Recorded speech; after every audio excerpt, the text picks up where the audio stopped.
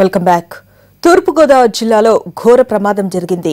దైవదర్శనం చేసుకుని స్వస్థలానికి తిరిగి వెళ్తున్న భక్తుల్ని అతివేగం బలి తీసుకుంది. వేగంగా వెళ్తున్న జీపు అదుపు తప్పి ధవళేశ్వరం బ్రిడ్జిపై నుంచి గోదావరి నదిలో పడింది. ఈ ఘటనలో 22 మంది మృతి చెందారు.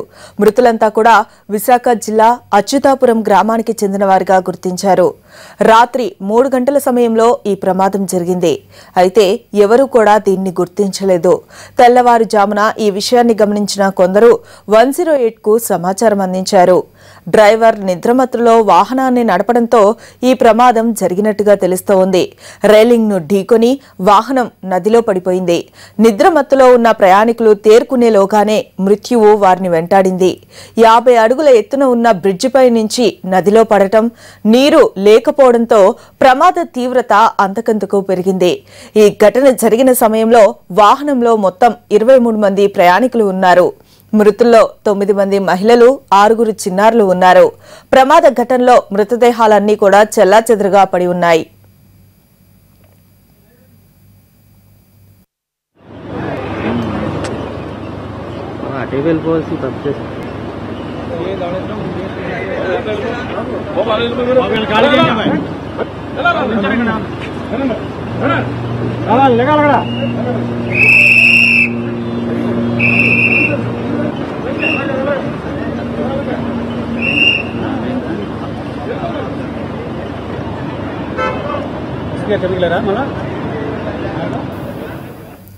పోలీసులు సంఘటనా స్థలానికి చేరుకుని క్రేన్ల సహాయంతో వాహనంలో చిక్కుకున్న మృతదేహాలను వెలికితీశారు.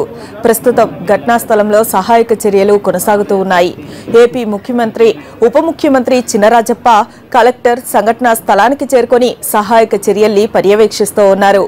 ఈ ప్రమాదం నుంచి ఓ చిన్నారి స్వల్ప గాయాలతో బయటపడ్డాడు.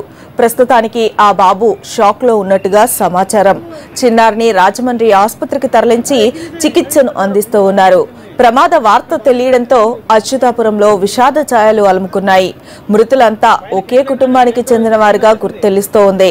వారం క్రితం తీర్థయాత్రలకని బయలుదేరిన వీరు ఇక లేరని తెలియడంతో బంధువులంతా కన్నీరు మున్నీరవుతూ ఉన్నారు.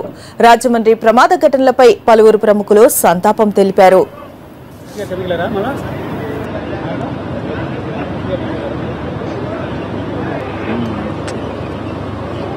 వెళ్ళిపోవాల్సి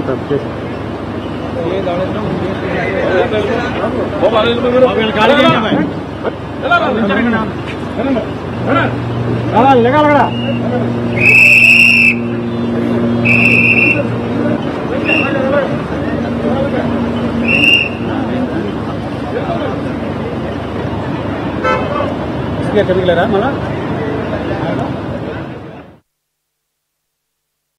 కదా రండి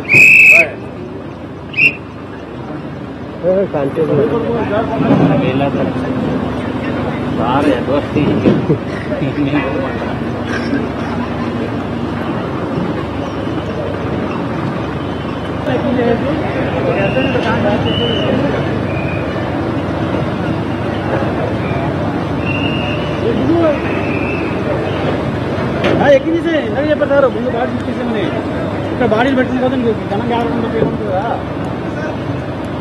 ఈ పైన క్రేన్ దగ్గర ఉన్నాయి. క్రేన్ వచ్చేసింది. క్రేన్ వచ్చింది. క్రేన్ తీసి చేస్తున్నాం. ఫోటోలో వీడియో ఉంటాం.